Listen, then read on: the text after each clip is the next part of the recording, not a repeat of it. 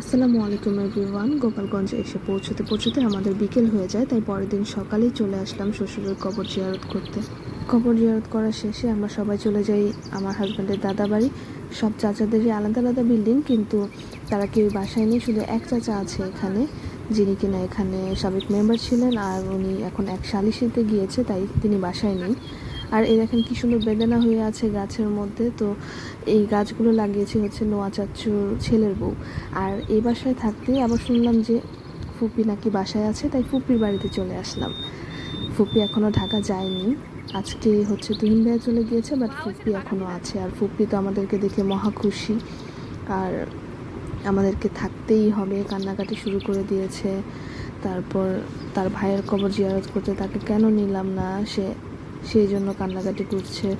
তাকে বোঝানোই যাচ্ছে না যে ওইখানে তো আপনি যেতে পারবেন না, আপনি রাস্তা তো ভালো না। বাট কে শুনে কার কথা, সে কান্নাকাটি করে যাচ্ছে। আমি আবার দৌড়ে চলে আসলাম একটু ছাদে। এই ছাদ থেকে ভিউটা খুবই সুন্দর। বর্ষাকাল হলে তো আরও বেশি সৌন্দর্য বেড়ে যায়, মাঠটা পুরো পানিতে ভরে যায়।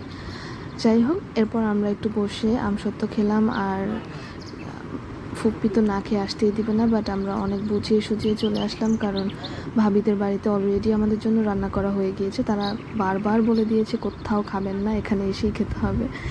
তো এখানে এই পর্যন্তই। বিকেলে কী করলাম নেক্সট ব্লগে